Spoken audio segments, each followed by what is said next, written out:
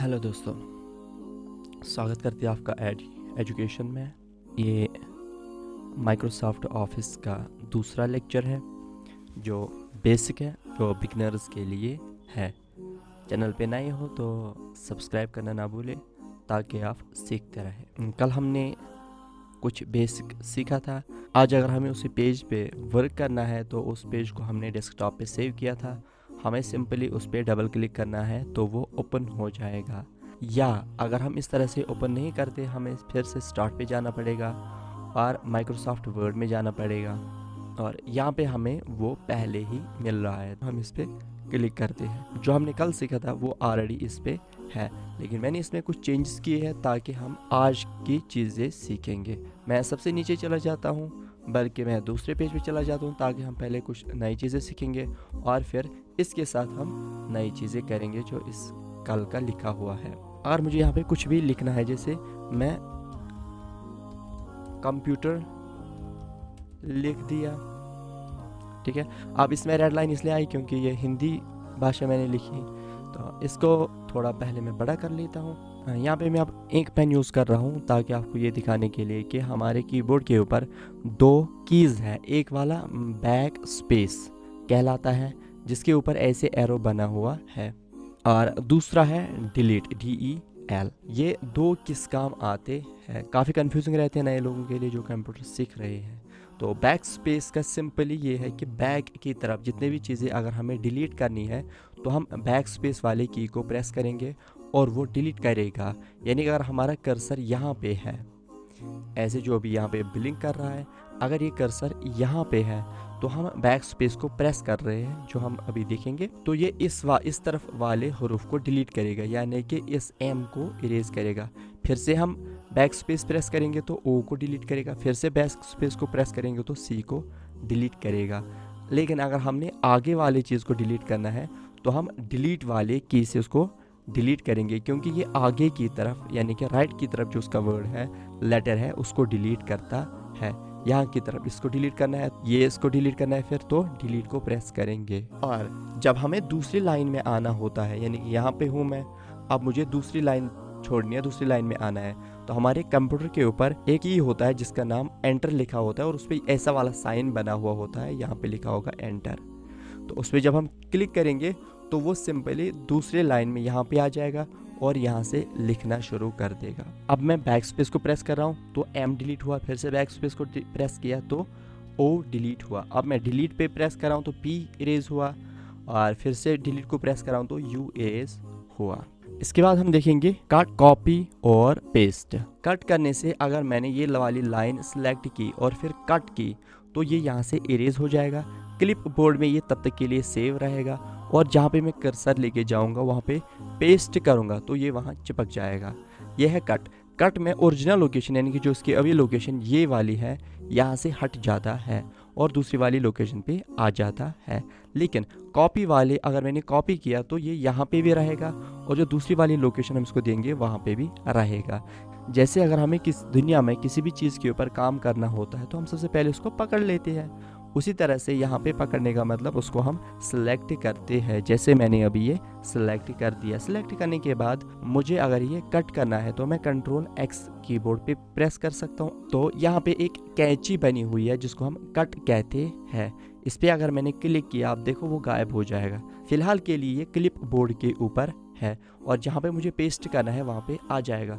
और यहाँ पर ये वाला ऑप्शन है, इसको हम पेस्ट कहते हैं। तो मुझे ये पेस्ट करना है, मैंने यहाँ पे ये कट किया था, थोड़ा नीचे पेस्ट कर लेते हैं इसको। नीचे में आ गया। अब यहाँ पे मैं पेस्ट पे क्लिक करूँगा या कंट्रोल+V पे क्लिक करूँगा तो वो पेस्ट हो गया। अब अगर मैं जितनी भी बार इसको पेस्ट करना चाहूँगा तो वो पेस्ट हो जाएगा। देखिए, फिर से पेस्ट हुआ, फिर से पेस्ट हुआ, फिर से पेस्ट हुआ। अब अगर मुझे ये सारे एक ही बार में कॉपी करनी है तो मैं सबको सिलेक्ट करूँगा, या एक ही को सिलेक्ट कर लूँगा। ये जितने भी मुझे कॉपी करने उतने को सिलेक्ट कर लूँगा, और फिर यहाँ कट के नीचे कॉपी लिखा हुआ है, या कंट्रोल+C को मैं प्रेस करूँगा तो ये कॉपी हो गया। तो ये कट में और कॉपी में यही फ़र्क है, जब हम कट करते हैं तो ये सारे उठ जाते हैं। यही अभी भी फिर से दिखाता हूँ, ये सारे उठ गए यहाँ से, ठीक है। और कॉपी में ऐसा नहीं होता, जब हम इन सबको कॉपी करते हैं तो वो अपनी जगह पे रह जाते हैं और कॉपी हो जाते हैं। हम इसके ऊपर इसको पेस्ट करेंगे। यहाँ पे ऊपर मैं कर्सर ले गया और मैंने फिर से पेस्ट किया, या कंट्रोल वी करेंगे तो देखो ये डबल आ गए, फिर से पेस्ट करूँगा तो फिर से आ जाएंगे, देखो फिर से करूँगा तो फिर से आ जाएंगे। ये हुआ हमारा कट, कॉपी और पेस्ट। उसके बाद ये फॉन्ट वाले ग्रुप में से हमने कल देखे बहुत सारी चीज़ें, आज हम देखेंगे पैराग्राफ में। पहली चीज़ हम बुलेट्स देखेंगे कि हम किस तरह से बुलेट्स ऐड कर सकते हैं। जैसे यहाँ पे ये लिखा हुआ पार्ट्स ऑफ अ कंप्यूटर, इसके ये सारे पार्ट्स हैं, तो इनके ऊपर चाहता हूँ मैं कि नंबरिंग आ जाए, सीरियल नंबर वगैरह आ जाए, तो मैं इन सबको ऐसे सिलेक्ट कर दिया मैंने। और सिलेक्ट करने के बाद यहाँ पे 3 ऑप्शंस आते हैं मेरे पास। एक वाला ये भी बुलेट है, दूसरा वाला भी बुलेट्स या नंबरिंग कहते हैं इसको, और तीसरा वाला भी नंबरिंग ही होता है।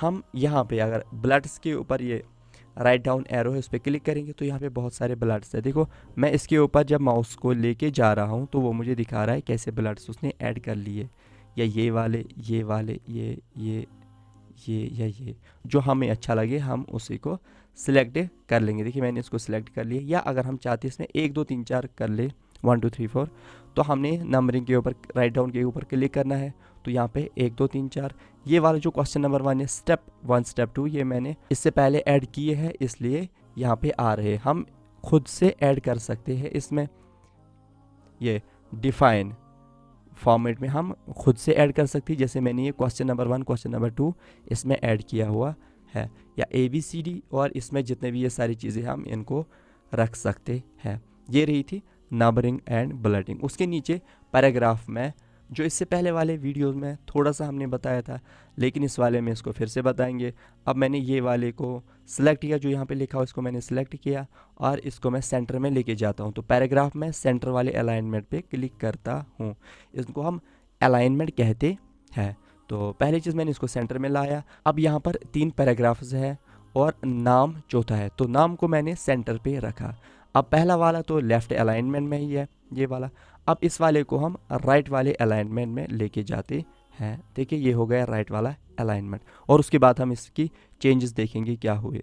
और फिर इस वाले को हम जस्टिफाई कर लेते हैं, जस्टिफाई में पहला ही क्लिक कर ले, तो ये हो गया जस्टिफाई। देखिए अब इसमें क्या हुआ, ये सेंटर वाला अलाइनमेंट जो एकदम पेज के सेंटर में आ गया सेंटर वाले अलाइनमेंट की मदद से। और ये लेफ़्ट वाला अलाइनमेंट अगर आप ये वाली पोजीशन देखोगे तो एक सीध में है, एक लाइन में आ गया ये, लेकिन इस तरफ की कोई लाइन इसमें नहीं है अगर हम देखें। और ये लेफ़्ट वाला जो है, लेफ़्ट की तरफ से पूरे एक लाइन में आ गया, और इस तरफ किसी लाइन में ये नहीं है। और जस्टिफाई जब हमने किया तो हम देख सकते हैं यहाँ पे पूरी लाइन में है, यानी कि दाएं बाएं नहीं है, यहाँ पे भी पूरी लाइन में है। तो इस वाले को हम कहते हैं लेफ़्ट अलाइनमेंट, इसको कहते हैं राइट अलाइनमेंट, इसको कहते हैं जस्टिफाई, और इस वाले को कहते हैं हम सेंटर अलाइनमेंट, जो कि हमने यहाँ पैराग्राफ में कर लिया। अब हम चाहते हैं कि इसकी लाइनिंग कम या ज़्यादा, जैसे हमें लग रहा है कि ये एक दूसरे से ज़्यादा करीब हो या एक दूसरे से ज़्यादा दूर हो, तो हमने ये सारी चीज़ों को पहले सिलेक्ट करना पड़ेगा। फिर यहाँ पे ये एक एरो आ रहा है, इस पर जब हम क्लिक करते हैं तो 1.0, उसके बाद 1.15, 1.5, 2, 2.5, आप देख सकते हो कि वो कितना दूर हो रहा है एक दूसरे से। जैसे हम 2.5 अगर हम रखते हैं तो देखो ये कितना दूर हो गया। अब तक तो तीनों पैराग्राफ यहाँ पे दिख रहे थे, अब एकदम दूसरे पेज पे एक वाला पैराग्राफ चला गया। ये काम भी हम इसको कर सकते हैं। और यहाँ पे एक और चीज़ है, सबसे नीचे आप देख सकते हो ये add space before paragraph and remove space after paragraph. अगर हम ये चीज़ करना चाहते हैं, या आपको लग रहा है ऊपर ज़्यादा जगह है तो आप रिमूव कर लो, या अगर आपको लग रहा है कि कम जगह है तो आप उसको ऐड कर लो। जैसे यहाँ पे मैंने ऐड कर लिया तो इनके ऊपर एक स्पेस ऐड हो गई, और रिमूव भी हम कर सकते हैं। उसके बाद यहाँ पे कुछ स्टाइल्स इन्होंने खुद ही दे दिए हुए हैं। इस वाले ड्रॉप डाउन एरो पे क्लिक करेंगे तो यहाँ पे हम देख सकते हैं कितने सारे स्टाइल्स है। जितना भी हमने टेक्स्ट सेलेक्ट किया हुआ है उस पर ये सारे स्टाइल्स आ जाएंगे अगर हम इनमें से किसी के ऊपर भी क्लिक करते हैं। देखिए मैं माउस को हावर ओवर कर रहा हूँ तो ये दिखा रहा है उनका स्टाइल, और इसमें से आप किसी भी स्टाइल को चूज़ कर सकते हो। इसके नेक्स्ट वीडियो में अब हम इंसर्ट वाले टैब को देखते हैं। तब तक के लिए सीखते रहिए, इसकी प्रैक्टिस करते रहिए। चैनल को सब्सक्राइब कीजिएगा, लाइक कीजिएगा, और कोई क्वेश्चन हो तो कमेंट्स में हमें ज़रूर बता देना। Bye bye, take care.